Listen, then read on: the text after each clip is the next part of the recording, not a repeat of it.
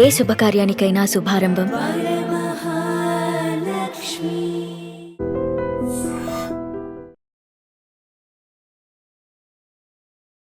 I బొమ్మ ఆ కేసులో అరెస్ట్ అయినటువంటి వైజాగ్ వాసి ఇమ్మాది రవికి సంబంధించి ఆయన తరఫున లాయర్ వాదించడానికి అబ్దుల్ సలీం గారు ముందుకొచ్చారు.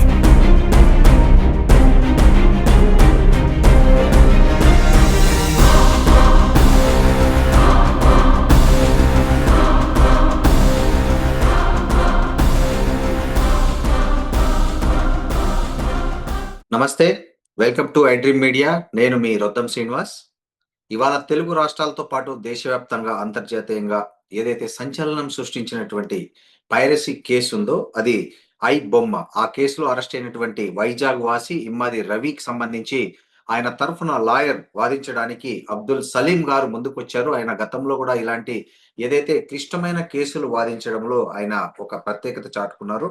అలాంటి సలీం గారు ఇవాళ మన ఐడ్రీమ్ మీడియాతో మాట్లాడడానికి ముందుకొచ్చారు. నమస్తే సలీం గారు. నమస్తే. నమస్తే శ్రీనివాస్ గారు. నమస్తే. సార్ సలీం గారు, మీరు ఏదైతే పైరసీ కేసు ఉందో తెలుగు రాష్ట్రాలకు సంబంధించి సినిమాలకు సంబంధించిన కేసు తరలో అరెస్ట్ అయి ఇప్పుడు రిమాండ్ లో ఉన్నటువంటి ఇమ్మాది రవి తరఫున కేసు వాదించడానికి వచ్చారు. సార్ ఏంటి మీ మోటో ఏంటి? అంటే మీరు ఇండివిజువల్ గా ఈ కేసు వాదించాలనుకున్నారా, లేదా వాళ్ళ ఫ్యామిలీ నుంచి ఏదైనా రిక్వెస్ట్ వస్తే మీరు ఈ కేసులో ఇన్వాల్వ్ అయ్యారా? ఫస్ట్ ఆఫ్ ఆల్ లేదు, నేను ఇండివిజువల్ గానే వాదించడానికి ఈ కేసుకు ముందుకు వచ్చాను. వాళ్ళ ఫ్యామిలీతో ఏ రిక్వెస్ట్ రాలేదు. నేనే వెళ్ళి వాళ్ళ ఫ్యామిలీతో మాట్లాడాను. వాళ్ళ ఫాదర్ తో మాట్లాడి ఈ కేసు నేను వాదిస్తున్నాను సార్. ఏమంటున్నారు సార్ వాళ్ళ ఫ్యామిలీ మెంబర్స్ మీకు ఈ ఈ కేసుకు సంబంధించి? ఐబొమ్మ రవి ఫాదర్ ఒక్కడే వైజాగ్ లో ఉంటారు. ఆయనతో మాట్లాడాను. ఆయన లేదు సార్, మీ పుణ్య పని చేయండి, మీ దేవుడు మీకు కృపా చేస్తారని చెప్పాడు. ఆయన గాడ్ లైన్స్ లా ఉంటాడు. Is the die hard to fan to Narendra Modi and is a hard worker for the BJP. ఓ, ఇమ్మాది రవి వాళ్ళ నాన్న బీజేపీ యాక్టివిస్టా? ఎస్ ఎస్ ఎస్ ఎస్ జై బీజేపీ అని వాళ్ళ ఇంట్లో పెద్ద బోర్డు ఉంది, ఇంట్రెస్ట్ లానే ఉంది. మరి ఈ కేసులో ఎవరు ఆయన ఆయన ఎవరిని బీజేపీ వాళ్ళని కానీ ఎవరిని అప్రోచ్ కాలేదా? లేదు సార్, కాలేదు. చాలా ఇన్నోసెంట్ ఉంది సార్. ఎవరినాక ఇప్పుడు అప్రోచ్ అయితే మరి ఫస్ట్ ఏదో చేతిలో లడ్డు పెట్టాలి కదా ముందు లాయర్కి. Okay okay. ఆ విషయంలో ఆయన ఏదో చిన్న పెన్షన్ వస్తుంది, దాని మీద ఆయన జీవిస్తారు. సార్ ఇది పైరసీ కేసు. ఇది దీంట్లో వేల కోట్ల రూపాయల సినిమా ఇండస్ట్రీకి సంబంధించిన నష్టం వాటిల్లిందని చెప్తున్నారు. పెద్ద పెద్ద హీరోలు, యాక్టర్లు అందరూ ఇన్వాల్వ్ అయి ఉన్నారు. సో ఇట్లాంటి కేసు ఇది చట్టవిరుద్ధమని తెలిసి కూడా మీ అంతకు మీరు ఈ కేసు వాదించడానికి ముందుకు రావడానికి గల ప్రధాన కారణం ఏంటి? ప్రేరణ ఏంటి మీకు? First of all feel your self my sir. I'm a criminal lawyer. Criminals కి లాయర్. ప్రతి క్రిమినల్ కేసు కి నేను లాయర్. Okay okay okay. ఇది కాన్స్టిట్యూషనల్ గ్యారంటీ. ఇది constitutional guarantee and fundamental right for the every accused. This is the actual. చాలా మంది ఏం ఊహించుకుంటారా, ఆ క్రిమినల్ కి లాయర్ వస్తారా? అది ఫండమెంటల్ రైట్. అతని ప్రతి ముద్దాయికి ఒక లాయర్ ఉండాలి. అది ఫండమెంటల్ రైట్. అది కాన్స్టిట్యూషనల్ గ్యారంటీ. ఆర్టికల్ 22 క్లాస్ 1 లా రాజ్యాంగంలో రాసింది ప్రతి ముద్దాయికి ఒక లాయర్ ఉండాలి. ఎందుకంటే పాతకాలంలో అలా లేదు కదా, నువ్వు వస్తావా అని భయపెట్టిండు. అలా కాదు. ఇప్పుడు కాన్స్టిట్యూషన్ రాయడు. ప్రతి క్రిమినల్ కేసుకి ఒక లాయర్ ఉండాలి, ప్రతి అక్యూజేషన్ ఒక లాయర్ ఉండాలి. అది రూల్ ఆఫ్ లా, అది కాన్స్టిట్యూషన్ గ్యారంటీ. ఇది ఉంది. సో దాని మీద ఆ కాన్స్టిట్యూషన్ లో ఉన్న గైడ్ లైన్స్ ప్రకారం నేను అప్రోచ్ అవుతున్నాను. వాళ్ళకి ఏ న్యాయం చేయాలి, వాళ్ళకి ఏ లీగల్ ఎయిడ్ చేయాలి అది. సార్ సమాజంలో ఏముందంటే, we do not hate criminals, we hate crime. మనం క్రైమ్ ని హేట్ చేయాలి. ఇప్పుడు కరోనా వచ్చిందని మీకు నేను హేట్ చేయాలి, కరోనాని మనం హేట్ చేయాలి. అవునా కదా? ఏదో సిక్ అయినారు అనుకో, డాక్టర్ మీకు హేట్ చేయడు. He try to reduce your sickness. This is the duty of the lawyer అని నేను మీకు కన్విన్స్ చేస్తున్నాను సార్. ఏమంటారు మీరు చెప్పండి సార్? న్యాయవాదిగా మీరు బానే ఉంది. ఒక వ్యక్తిగా మీరు రవి చేసింది తప్పనుకుంటున్నారా, ఒప్పనుకుంటున్నారా? నేను వ్యక్తిగా కూడా మాట్లాడాను, మీకు న్యాయవాదిగానే మాట్లాడతాను. ఆ యాంగిల్లోనే నేను చెప్తాను. అంతే కదా. వ్యక్తిగా మాట్లాడితే మరి పర్సనల్ ఇష్యూస్ అయిపోతుంది. అది వ్యక్తిగా మాట్లాడాలి, మరి రిలీజియస్ ఫీలింగ్ గా మాట్లాడాలి, రిలీజియల్ ఫీలింగ్ గా మాట్లాడాలి, మానవత్వంగా మాట్లాడాలి. అవును కదా? ఆర్థికంగా మాట్లాడే చాలా ఇది ఉంటది. Okay okay okay. Sir Salim గారు ఒక విషయం చెప్పండి. ఇప్పుడు రవి మీద మోపిన చట్టాలు మీరు ఈ పాటికే మీరు దాన్ని చదివి ఉంటారు. ఎఫ్ఐఆర్ చదివి ఉంటారు. అంతా అవును ఓకే. అవును ఈ ఈ కేసును మీరు ఎలా డీల్ చేయబోతున్నారు? లేదు అవి మీరు చెప్పింది వైలబుల్ పాయింట్. అది చాలా సింపుల్ చట్టాలు ఉన్నాయి. పెద్ద గ్రేవియస్ హట్ చట్టాలు కాదు. అది 420 ఉంది, ఐటీ యాక్ట్ ఉంది, కంపెనీ యాక్ట్ ఉంది. అవి అన్ని below 7 years, 2 years, 1 year, 6 month శిక్ష పడే చట్టాలు ఉన్నాయి. మనకి చట్టాల్లో గ్రేవియస్ హట్ అంటే person go to be hang or life imprisonment. That is the grievous hurt. ఇది సింపుల్ చట్టాలు. సో మన సో దాంట్లో అంత గ్రేవిటీ లేదు సార్. అంటే ఇప్పుడు ఇప్పటి వరకు మోపిన ఇంకా యాడ్ చేసే అవకాశం ఉందా? దీనికి సంబంధించి లేదా ఇప్పుడు ఎఫ్ఐఆర్‌లో ఉన్న చట్టాలే కంటిన్యూ అయితాయా? యాస్ పర్ లా ప్రకారం మీ ఓకే. అను యాజ్ పర్ లా ప్రకారం ఉన్న చట్టాలే కంటిన్యూ అవుతుంది. కానీ పోలీసు వాళ్ళు కావాలని ఇబ్బంది పెట్టాలని వేరే ఏదైనా యాడ్ ఆన్ చేస్తారు. అంటే ఓకే. అతనికి బయట రాకుండా చేయాలని వాళ్ళు ఏదో ఏమంటారు add and alter memo file చేసేసి వేరే చట్టాలు కూడా యాడ్ చేస్తారు. సో నేను ఇప్పుడు ఇ దాంట్లో మనకు ఎక్స్పీరియన్స్ ఉంది. పోలీసు కూడా అలానే దాన్ని వివరిస్తారని నేను చెప్పాను. సార్ సలీం గారు మీరు ఈ ఎప్పటి లోపల బెయిల్ వస్తుందని భావిస్తున్నారు రవికి? ఇప్పుడు మీరు ఈ కేసులన్నిట్లో మీరు ఇప్పుడు ఎప్పుడు కోర్ట్‌లో బెయిల్‌కు ఎప్పుడు అప్లై చేయబోతున్నారు? లేదు, బెయిల్ ఆల్రెడీ అప్లై అయిపోయింది. ఇప్పుడు పోలీస్ ఓకే. కస్టడీలో ఉన్నాడు రవి. పోలీస్ కస్టడీ ఫినిష్ అయిన తర్వాత అతనికి బెయిల్ వచ్చేస్తాయి. Actually is all bailable cases. Immediate గా బెయిల్ ఇవ్వాలి. మినిమం ఒక 7 days, 15 days లో బెయిల్ వస్తుంది. మాక్సిమం అంటే 1 month or 2 months. దానికంటే ఏం లేదు. సో మీరు ఆల్రెడీ బెయిల్‌కి అప్లై చేసేసారా రవి తరఫున? ఎస్, బెయిల్ ఎప్పుడు చేశారండి? 2 days అవుతుంది ఈ రోజు. 2 డేస్ అవుతుంది. ఎక్కడ హైదరాబాద్‌లోనే అప్లై చేశారా? హైదరాబాద్ మెట్రోపాలిటన్ కేసులో చేశాడు నాంపల్లి. ఓకే. ఓకే. మీకు పోలీసుల నుంచి ఏ విధమైన సలహాలు, సూచనలు ఇట్లాంటివేమి రాలేదా? ఈ కేసు వాదిస్తున్నప్పుడు? లేదు, రాలేదు. వాళ్ళు అది కూడా చేయరు. ఏదైనా మనం ఓకే. కౌంటర్ చేస్తే వాళ్ళు అడుగుతారు, ఏ కౌంటర్ కాపీ చేయండి, మనం కూడా కౌంటర్. సో అది ఏమంటారు, హెల్తీ రిలేషన్షిప్ ఉంటుంది. మనం ఎనిమిటీ ఏముండదు. ప్రొసీజర్ ఆఫ్ లాకి ఫాలో అవుతున్నాం అలాగే. అది. మీరు ఇప్పటి వరకు రవిని కలిసారండి? కో లేదు, కోర్ట్‌లో రవి కలవలేదు. లేదు, కలవాలి. నిన్న మొన్న వెళ్ళి జైలు కలవాలనుకున్నా, కానీ ఇప్పుడు కస్టడీలో ఉన్నాం కదా, ఈజీగా ఉంటుందని ఈ, రేపు వచ్చి ఇక్కడ నేను కలుస్తాం సార్. అంటే రేపు పోలీసులు పర్మిషన్ పెట్టుకున్నారా ఆ, కలవడానికి రవిని? లేదు లేదు, అది రూల్ ఆఫ్ లా ఉంది.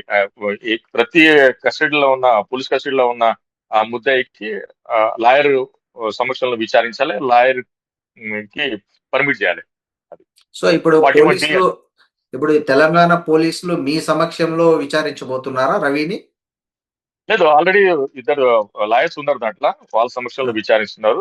జస్ట్ నేను ఓకే. యాడ్ అయిన అవుతున్నాను దాంట్లో. ఎవరండి ఆ ఇద్దరు లాయర్‌లు? శ్రీకాంత్ గారు ఉన్నారు, భార్గవ్ గారు ఉన్నారు. ఓకే. ఎవరు హైర్ చేశారు వాళ్ళని? నేను చెప్తాను. I will reveal last later. అవునా? ఇప్పుడు చెప్పకూడదా? ఇప్పుడు ప్రతి దానికి చెప్పాలి కదా.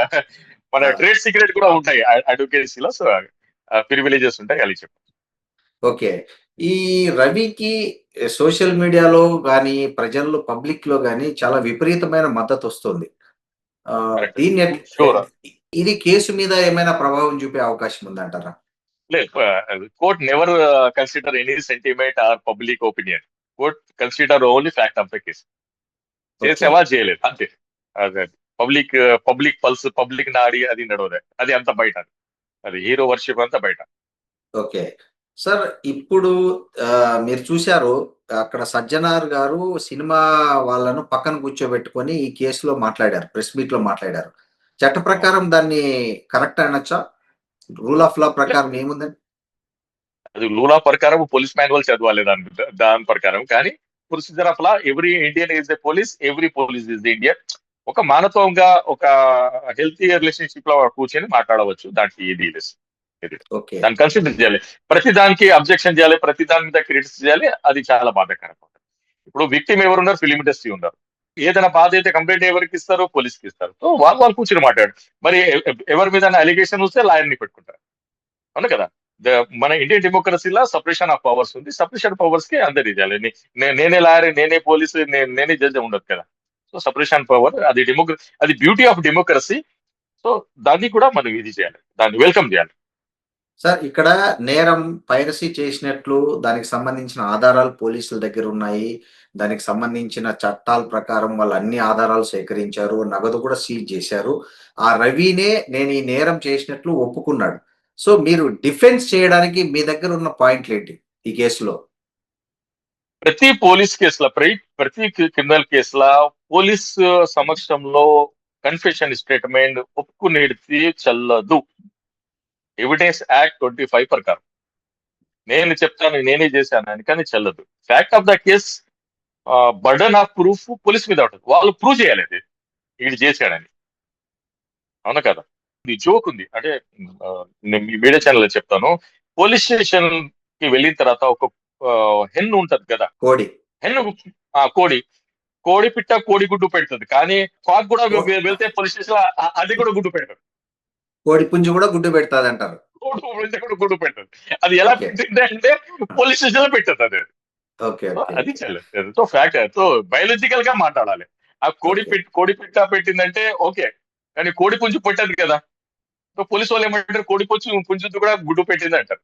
సో అది చెల్లదు. అది అంటే ఇక్కడ రవి పైరసీ చేయడం అనేది, పైరసీ వెబ్‌సైట్‌ల ద్వారా బెట్టింగ్ యాప్స్‌ని ప్రమోట్ చేసి డబ్బులు సంపాదించడం అనేది కూడా ఒక రకమైన నేరమే గదా! సామాజిక పరంగా గూడా. ఎందుకంటే మీరు చూస్తున్నారు యాస్ ఎ అడ్వకేట్‌గా చాలామంది బెట్టింగ్ యాప్స్ వల్ల సామాన్యులు చిన్న చిన్న కుటుంబాల వాళ్ళు ఎంతోమంది ఇవాళ ఆత్మహత్యలు చేసుకుంటున్నారు.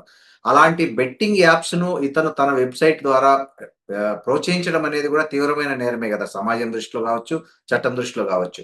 As per notice of the FIR the betting app గురించి ఏం ఎక్కడ రాయలేదు. ఓహ్! ఓకే. మరి ఈ అలా కేస్‌లో బె బెట్టింగ్ యాప్ గురించి అసలు సెక్షనే లేదు. బట్ వాళ్ళు ప్రెస్ మీట్‌లో చెప్తున్నారు గదా! ఇతను బెట్టింగ్ యాప్స్ ద్వారా డబ్బులు సంపాదించాడు. వాళ్ళు చెప్పింది వేదం కాదు కదా. బహుశా చార్జ్ షీట్‌లో మెన్షన్ చేయొచ్చేమో. బహుశా చార్జ్ షీట్‌లో మెన్షన్ చేస్తారేమో గదా! అవును, చార్జ్ షీట్ చేస్తే కూడా ఫస్ట్ ప్రైమా ఫేసి దీంట్లో రావాలి కదా, ఎఫ్ఐఆర్ ఎఫ్ఐఆర్. లో రావాలి కదా. Okay. FIR is the base కదా. FIR bill print of the case. ఆ బిల్ ప్రింట్ రావాలి కదా. Bill print okay. లానే లేకుంటే మరి ఎక్స్ట్రాడినరీ ప్రింట్ లో అయిపోతుంది అది. సో, ఇప్పుడు మీరు చెప్పండి ఈ కేస్‌లో రవిని మీరు ఎన్ని రోజుల్లో బయటికి తేబోతున్నారు? సార్ మినిమం ఒక 15 డేస్, మాక్సిమం ఒక 60 డేస్ అంతే. దాని తప్ప 2 వీక్స్ ఆర్ 2 months. అంతే. సో, ఖచ్చితంగా రవి బయటికి రావడం అంటూ ఖాయమంటారు. షూర్. సలీం లాయర్ గ్యారెంటీ అది మీకు ఇచ్చేది. ఓ ఓకే సార్. సార్ ఇంకోటి ఈ కేస్‌లో రవికి శిక్ష పడకుండా ఆపడానికి ఉన్న మెరిట్స్ ఏంటి? 100 మినిట్స్ ఉన్నాయి. అది 100 మినిట్స్ ఉన్నాయి. అది 100లో ట్రేడ్ సీక్రెట్. ఒక 5 చెప్పండి. 100 చెప్పకండి. ఒక 5, 6 చెప్పండి చాలు. 5 కాదు, ఒకటే చెప్తాను. ఇప్పుడు రవి మీద ఉన్న ఈ case first case. Is not a habitual offender కాదు కదా. ఓకే. One is enough. అంటే అతను అతని ఫస్ట్ ఎఫ్ఐఆర్. ఓకే. అంటే ఫస్ట్ ఎఫ్ఐఆర్‌కు ఆ వెసులుబాటు ఉందా? అంటే ఎంత తీవ్రమైన నేరం చేసినా ఫస్ట్ ఉంది. ఫస్ట్ టైమ్ కాబట్టి దాన్ని శిక్ష తగ్గించే అవును, వెసులుబాటు చట్టంలో ఉందా? ఉంది ఉంది సార్, ఉంది. ఓకే. అది ఇక్కడ మీకు మెరిట్‌గా కనిపిస్తుంది. రవి మీరు కాదు సార్. ఓకే. సార్ దీంట్లో ఇంకా తెలుగు పరిశ్రమతో పాటు హాలీవుడ్ గావచ్చు, బాలీవుడ్ ఇట్లాంటి వేరే పరిశ్రమ సినిమా వాళ్ళు గూడా దీంట్లో ఇంప్లీడ్ అయ్యే అవకాశం ఉందంటున్నారు. వేరే రాష్ట్రాల సినిమాలు గూడా చేశాడు. సౌత్ ఇండియన్ భాషల్లో గూడా కాబట్టి, ఒకవేళ ఆ భాషలకు సంబంధించిన తెలుగు తో పాటు వివిధ భాషలకు సంబంధించిన సినిమా వాళ్ళు గూడా ఇతని మీద కేసులో ఇంప్లీడ్ అయితే అప్పుడు ఇది ఇంకా సంక్లిష్టంగా మారే అవకాశం ఉందా ఈ కేసు? ఉంటది ఉంటది. మరి 2, 3 ఎఫ్ఐఆర్లు అయితే కదా. ఇప్పుడు తెలంగాణ ఫిలిం ఛాంబర్స్ వాళ్ళు చేస్తారు, తమిళ వాళ్ళు కూడా చేస్తారు, మరి మలయాళం వాళ్ళు కూడా చేస్తారు, కన్నడ వాళ్ళు కూడా చేస్తారు. అది ఓ అవకాశం ఉంది. ఓకే. అలాంటప్పుడు బెయిల్ రావడము ఇబ్బందయితుందేమో గదా! అవును, ఈ తెలంగాణ పెట్టిన దాంట్లో బెయిల్ వస్తుంది, కానీ మరి దానికి వెళ్ళి మరి అక్కడ మనము ఎక్సర్సైజ్ చేయాలి. Karnataka film chambers, Tamil Nadu film chambers and Kerala film chambers. Sir మన రవి ఫాదర్ ఒక్కరినే మాట్లాడారా? వాళ్ళ మదరు వాళ్ళెవరు ఇంకా మిమ్మల్ని అప్రోచ్ కాలేదా? భార్య, లేదు పిల్లలు? సార్. అవును, లేదు లేదు. రవి ఫాదర్ ఒక్కటే మాట్లాడారు. రవి మదర్ రవి ఫాదర్ తో ఉన్నారు, వాళ్ళు సపరేట్ గా ఉంటారు, అందుకు ఓకే. వాళ్ళు మాట్లాడలేకపోయారు. వాళ్ళేమి మిమ్మల్ని అప్రోచ్ కాలేదా? రవి వైఫ్ గురించి ఏమన్నా మీకు సమాచారం ఉందా సార్? లేదు, రవి వైఫ్ నంబర్ కూడా అడిగాను నేను. లేదు సార్, అది చాలా మంచి అమ్మాయి, నంబర్ కూడా లేదు నాకు. నా కోడలు ఫోన్ చేసిందంట 1 year 2 years బ్యాక్. మామయ్య రండి మాకు ఒక వారం సరదాగా ఉంటానంటే, నేను రానమ్మా, నువ్వు సుఖంగా ఉండు అని నేను చెప్పానని ఆయన నాకు చెప్పాడు సార్. ఎక్కడుంటున్నారు సార్ రవి వైఫ్? హైదరాబాద్ లో ఉంటారు. హైదరాబాద్ లో మేబీ కూకట్పల్లి, అమీర్పేట ఏరియాలోనే ఉంటారు. ఓకే. ఆమె ఏమన్నా జాబ్ చేస్తున్నారా? లేకపోతే ఏంటి సార్? తన డీటెయిల్స్ ఏమన్నా లే- ఉన్నాయా? అంటే అకార్డింగ్ టు రవి ఫాదర్, ఆయన ఏదో గవర్నమెంట్ క్లాస్ 1 జాబ్ చేస్తున్నారని వాళ్ళు చెప్పారు సార్. ఓకే. సార్ సలీం గారు ఇక్కడ ఈ కీలకంగా ఆమె రవి దొరికిపోవడంలో కీలకంగా వాళ్ళ భార్య మారిందని పోలీసులు చెప్పారు సమాచారము ఇది. సో, ఆమె ఈ కేసులో ఏమైనా రవి మీద ఆమె గూడా ఇంప్లీడ్ అయ్యే అవకాశం ఉందా? ఏదో విడాకుల కేసు ఏదో లే- లే- నడుస్తుందంటున్నారు. లే- అలా యాడ్ ఆన్ చేయరు. ఈ ఫ్యాక్ట్ కంప్లైంట్ ఫిలిం ఛాంబర్స్. ఇక్కడ ఎవరికి నష్టం ఇది ఫిలిం ఛాంబర్స్ కి అంది, వాళ్ళే ఇది ఉంటది. కానీ వేరే సోషల్ ఇష్యూస్, పర్సనల్ బ్యాండ్ కంటే దానికి వేరే చట్టాలు ఉంటాయి. సో దానికి వేరే చట్టాల కింద వాళ్ళు కంప్లైంట్ చేయాలి. దీనికి ఇంప్లీడ్ అయ్యే ఛాన్స్ ఉంది. సార్ రవి కలిసి ఉంటున్నారా? లేకపోతే విడివిడిగా ఉంటున్నారా మీ సమాచారం వాళ్ళు ప్రకారం? సపరేట్ అయ్యా. యాక్చువల్లీ రవి ఇంటర్ఫెత్ మ్యారేజ్ చేసుకున్నాడు. రవి వైఫ్ ముస్లిం ఉన్నారు. మేబీ వాళ్ళ పేరు నగ్మా ఉన్నారు. సో వాళ్ళ డిస్టర్బెన్స్ వల్లనే ఆయన ఫారిన్ కంట్రీ వెళ్ళారని నాకు ఇన్ఫర్మేషన్. ఇప్పుడు రవికి ఎక్కడో వేరే దేశం పౌరసత్వం గూడా ఉందని జెప్తున్నారు గదా! సో, అదేమన్నా యాడ్ అయితుందా మీకు? యూజ్ అయితుందంటారా అతన్ని సేవ్ జేయడానికి ఈ కేస్‌లో? లేదా 100% ఫారినర్ యాక్ట్ ఉంది కదా, దాని మీద అసలు ఎంత పడుతుంది అతని మీద అలిగేషన్స్, అది కూడా మనకు ఇది ఉంటుంది. ఈ క్రైమ్ కూడా జుడిషియల్స్ కూడా only IPC maintain for India ఒకటి. ఒకవేళ టెర్రరిస్ట్ యాక్టివిటీస్ చేశారనుకోండి, ఫారిన్ లో కూర్చుంటే, అప్పుడు ఎన్ఐఏ యాక్ట్ వస్తుంది. మన కోడికత్తిలో వచ్చింది కదా, నేషనల్ ఇన్వెస్టిగేషన్ అవును. ఏజెన్సీ. హ్మ్. మీరు ఫారిన్ లో ఉండి ఇండియాకి మీరు డ్యామేజ్ చేస్తున్నారంటే అప్పుడు ఎన్ఐఏ యాక్ట్ వస్తుంది. కానీ ఇప్పుడు ఐపీసీ యాక్ట్ మాత్రం ఓన్లీ మీరు ఇండియాలో ఉండి ఇండియన్స్ కి ఏదైనా హాని చేస్తేనే వస్తుంది. అదే సార్ టెక్నికల్ గ్రౌండ్. ఈ కేసులో మనీ లాండరింగ్ గూడా సంబంధించి ముడిపడి ఉంది గాబట్టి, ఇక్కడ నిధులు వచ్చాయి గాబట్టి అన్‌నోన్ అకౌంట్స్ నుంచి. సో, ఈడీ గూడా దృష్టి సారించినట్లుగా చెప్తున్నారు. నిజంగా ఈ కేసులో ఈడీ ఇన్వాల్వ్ అయిందా? లేదు, ఎఫ్ఐఆర్ అయితే మనీ లాండరింగ్ గురించి ఎక్కడ లేదు కదా. ఆయన ఓకే. ఎవరు మనీ తీసుకొని మనీ లాండరింగ్ చేశారు? బెట్టింగ్ అతను ఆ యాప్స్ నుంచి. వెబ్సైట్ హ్మ్. బిట్టింగ్ యాప్ సెక్షన్ కూడా లేదు కదా. ఆయనకు వచ్చింది యాడ్ నుంచి వస్తాయి కదా, ఆ ఐబొమ్మ వెబ్సైట్ లో. సో దాని నుంచి ఇన్కమ్ వచ్చింది, అంతపై ఏం లేదని నేను మీకు ఇది చెప్పాను. సార్ ఒకవేళ 20 రోజుల్లో బెయిల్ రాకపోతే 2 మంత్స్‌లో బెయిల్ రాకపోతే ఏంటి సార్ పరిస్థితి? రవికి మీరు నెక్స్ట్ ఫర్దర్ స్టెప్స్ ఏం చేయబోతున్నారు? దాంట్లో హైకోర్టు ఉంది, సుప్రీం కోర్టు ఉంది, ఓహ్! అక్కడి వరకు కూడా వెళ్తాం. రైట్. ఓకే. సో, మీరు ఈ ఒకటి సార్ ఈ కేస్‌లో మీరు చూసారు తెలంగాణ పోలీసులను సవాల్ చేయకపోయి ఉంటే రవి, ఇంత తొందరగా అరెస్ట్ జరిగేదా? లేదా అలా ఏ ఊహించుకునే మాటలు అవి. తెలంగాణ ఓకే. పోలీస్ అయినా, ఆంధ్ర పోలీస్ అయినా, కేరళ పోలీస్ అయినా కంప్లైంట్ వచ్చిన తర్వాత, ఎఫ్ఐఆర్ అయిన తర్వాత ఎవరికైనా అరెస్ట్ చేస్తారు. అది రూల్ ఆఫ్ లా అంతే. ఇప్పుడు, ఎవరికైనా చేస్తారు. ఇప్పుడు సమాజం నుంచి 2, 3 ప్రశ్నలొస్తున్నాయి సలీం గారు. ఏంటంటే ఉమ్, ఇంత చొరవ, ఇంత ప్రత్యేకత ఈ కేసులో చూపినంత తెలుగు ఇండస్ట్రీ నుంచే తెలుగులో ఎవరైతే యాక్టర్స్ ఉన్నారో వాళ్ళే బెట్టింగ్ యాప్స్ కేసు వాళ్ళ మీద నమోదైంది. ఆ కేసుల్లో పురోగతి అంతంత మాత్రమే ఉంది. అరెస్ట్‌లు లేవు. అదే విధంగా డ్రగ్స్ కేసులు కూడా నమోదయ్యాయి. తెలుగు హీరోలు కొంతమంది యాక్టర్స్ డ్రగ్స్ తీసుకున్నట్లు కూడా ఆ మధ్య కేసు బుక్ అయింది. దాని మీద కూడా ఆ విచారణ కూడా అంతంత మాత్రంగానే ఉంది. ఎందుకని ఇది పెద్దగా దీన్ని ఎంత పెద్ద భూతద్దంలో చూడాల్సినంత అవసరం ఏముంది అనే ఒక క్వెషన్ కూడా రవి తరఫు నుంచి సోషల్ మీడియాలో విపరీతంగా ట్రోల్ అయితుంది. మీరేమంటారు దీన్ని?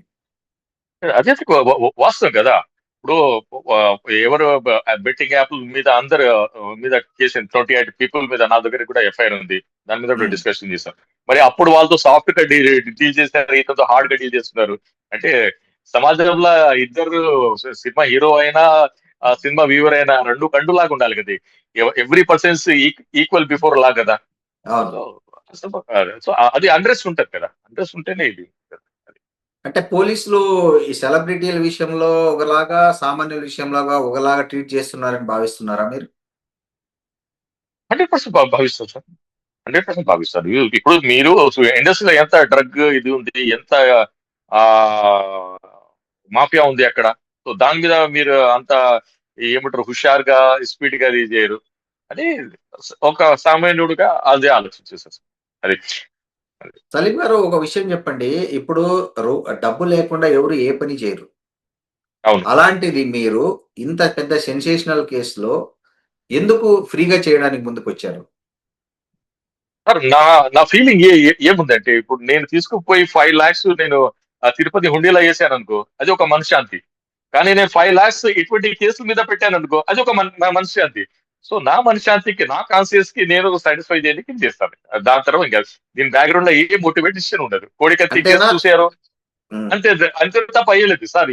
ఇప్పుడైతే మీరు నన్ను అడుగుతున్నారు. సో ఎన్ఐఏ కేసులో అయితే ఎన్ఐఏ ఆల్ యాంగిల్ నన్ను విచారించారు. వాళ్ళు ఏదైనా ఎన్‌జీఓ ఫండింగ్ ఇస్తారా అంటే కూడా చూశారు. కానీ ఒక్క రూపాయి ఎవరు నాకు ఇయ్యలేదు. ఎవరు ఒక్క రూపాయి ఇస్తానంటే కూడా ఎవరు ముందుకు రాలేదు సార్. దాంట్లో ఏం లేదు. సార్ మీరు అన్ని కేసుల్లో ఇట్లేనా? లేకపోతే ఓన్లీ పర్టిక్యులర్ కేసుల్లోనే ఫ్రీగా వాదిస్తారా? ఐ మీన్ అంటే పర్టికులర్ కేసులని ఫ్రీగా వాదిస్తారు. నేను పక్కా కమర్షియల్ లాయర్. ఫీజు తీసుకొని కేసు వాదిస్తాను. కానీ కొన్ని కేసులు ఫ్రీ చేస్తాను. కొన్ని కేసులు ఓవర్‌లుక్ చేస్తాను. అది ధర్మం అది. ఒక మానవతం ధర్మం. ఒక మనిషిగా అంటే ఉన్నాక అది ధర్మం. అంటే ఓన్లీ సెన్సేషనల్ కేసులే ఫ్రీగా చేస్తారా? లేకపోతే వేరేటివి కూడా చేస్తుంటారా? లేదు వేరే వేరే కేసులు కూడా చాలా ఫ్రీగా చేస్తాను. నేను నేను మీకు చెప్తాను. ఒక యూఎన్ అంబాసిడర్ కి ఒక సలీం అయిన ఒక అబ్బాయి నోటెల్ హోటల్‌లో మిస్‌బిహేవ్ చేశారు. ఆయమ్మకి కిస్ చేశారు. డిఫెక్టివ్ కంప్లైంట్ అంటే ఎవరు? రాజ్‌నాథ్ సింగ్. ఇప్పుడు డిఫెన్స్ మినిస్టర్ ఉన్నారు కదా! ఆయన అప్పుడు హోమ్ మినిస్టర్. అతనికి పికప్ చేసిన ఆఫీసర్ ఎవరు? ఠాకూర్ గారు డీజీపీ. ఆ అబ్బాయికి కూడా నేను బెయిల్ చేశాను. ఓకే. సో అది లైమ్ లైట్ లో రాలేదు. ఇటువంటి కేసులు లైమ్ లైట్ లో వస్తున్నాయి. ఆ అబ్బాయి కూడా he's belongs to Dalit Samaj. ఆయన ముస్లిం గా కన్వర్ట్ అయ్యారు. సలీం అని పేరు పెట్టారు. సో ఆ సానుభూతిలో కూడా ఆయనకు నేను హెల్ప్ చేశాను. ఈ రోజు కూడా ఆయన రోజు నాకు సలాం చేశారు. ఓకే. సో ఫైనల్‌గా ఏం చెప్తారు ఈ కేసుకు సంబంధించి రవి ఫ్యామిలీకి గాని, మీరు రవికి మద్దతు ఇస్తున్నటువంటి సోషల్ మీడియా వాళ్ళకి గాని, ఫైనల్‌గా ఒక అడ్వొకేట్‌గా మీరేమన్నా సందేశం ఇస్తారా? ఇది ఏం జరగబోతుంది దీంట్లో అనేది క్లారిటీగా? అదే ఇవన్నీ సింపుల్ కేసులు ఉన్నాయి. సింపుల్ శిక్ష పడే కేసులు ఉన్నాయి. రవికి బెయిల్ ఇమీడియట్ గా వచ్చేస్తుంది. రవికి ఏ, ఈ కేసు వల్ల సమాజంలో బాగా అవగాహన వచ్చింది. ఒక బీద ఫ్యామిలీ ఒక సినిమా చూడాలంటే 5,000 ఖర్చులు అవుతున్నాయి. సో దాని మీద కూడా డిబేట్ అవుతుంది. సో నేను అనుకుంటాను ఈ రవి కేసు వల్ల సినిమా మీద ఏమంటే టికెట్స్ కూడా తగ్గిస్తారు. లో బడ్జెట్ మంచి సినిమాలు కూడా వస్తాయని నేను కూడా జనాలు భావిస్తున్నారు సార్. ఈ సో కేసు సినిమా నేను సినిమా సినిమా వాళ్ళకేమన్నా చెప్తారా మీరు ఈ సందర్భంగా? వాళ్ళేమన్నా కొన్ని మార్పులు, చేర్పులు ఐ మీన్ యాస్ ఏ ఒక ప్రేక్షకుడిగా, ఒక అడ్వొకేట్‌గా గాదు, ఒక ప్రేక్షకుడిగా సినిమా తెలుగు పరిశ్రమకు ఏదైనా సలహా ఇస్తారా? లేదు సార్. Correct sir. ఇప్పుడు 'కేర్ ఆఫ్ కంచనబాలం' ఒక సినిమా 3 కోట్ల తయారైంది. కానీ ఎంత హిట్ అయింది. సో ఇప్పుడు అదే మన కేరళ సినిమాలు ఉంటాయి. ఎంత స్టోరీ బేస్డ్ గా ఉంటాయి. సో మన తెలుగు ఫిల్మ్ ఛాంబర్స్ కూడా స్టోరీ బేస్డ్ లో బడ్జెట్ సినిమాలు తీయండి. Public entertain sir. ఇప్పుడు ఆ, ఒక సినిమాకు వెళ్ళకుంటేనే కదా ఒక దొంగదారి మనిషి చూస్తాడు. మెయిన్ రోడ్ లో వెళ్తే పోలీసు వాళ్ళు చెక్ చేస్తారా అంటేనే కదా ఆయన గల్లీ నుంచి బండి తిప్పుతాడు. సో సమాజంలో ఇది అది ఉంది. మన ఇండియాలో 95% పీపుల్ పూర్ గా ఉంటారు. ఆ ఇంటికి వచ్చే ఇన్కమ్ 10,000 ఉంటుంది. 10,000 వచ్చిన పర్సన్ ఎంటర్టైన్ చేయలేకపోతే ఒక వారంలో ఆయన 5,000 పెట్టాలంటే ఎలా ఉంటుంది సార్? దాని మీద కూడా సినిమా వాళ్ళు ఫోకస్ చేయాలి, కరెక్షన్ చేసుకున్నాలి. ఇప్పుడు చిన్నప్పుడు చూడండి 50 పైసా ఇచ్చి మనం సినిమా చూసాం. ఈ రోజు 500 చూస్తున్నాం. ఇప్పుడు వేరే డాల్బీ సినిమాలు అన్ని బయట ఇప్పుడు మల్టీప్లెక్స్ లోనే సినిమా రిలీజ్ అవుతున్నాయి. సో ఇది బాధాకరంగా ఉంది కదా. అందరూ చూడాలి. 10 రూపాయల్లో కూడా సినిమా టికెట్ రావాలి. 10 రూపాయల్లో కూడా ఆయన ఎంటర్టైన్ కావాలని నేను భావిస్తున్నాను సార్. మీరేమంటారు చెప్పండి. కరెక్టే సార్. సార్ ఇంకొకటి రవి ఇప్పుడు మీరు బెయిల్ మీద బయటికి తెస్తారు. ఇలాంటి పైరసీ ఇంకోసారి చేయొద్దని ఏమైనా సలహా ఇస్తారా రవికి? అంటే ఆయన బెయిల్ మీద 100% 100% సార్. ప్రతి ముద్దాయికి నేను ఈ రోజు చేసావు మరొకసారి ఇలా చేయవద్దు. మరొకసారి చేస్తే నీ కేసు కూడా వాదించానని నేను గట్టిగా ప్రతి కేసులో అంటాను. ఓకే. ప్రతి case. Okay. Thank you Saleem గారు. Thank you very much. Thank మీరు యూ. మీ థ్యాంక్ విలువైన సమయాన్ని మా ఐ డ్రీమ్‌తో పంచుకున్నందుకు. Thank you. నమస్తే. You sir. Thank you Srinivas గారు. థ్యాంక్స్.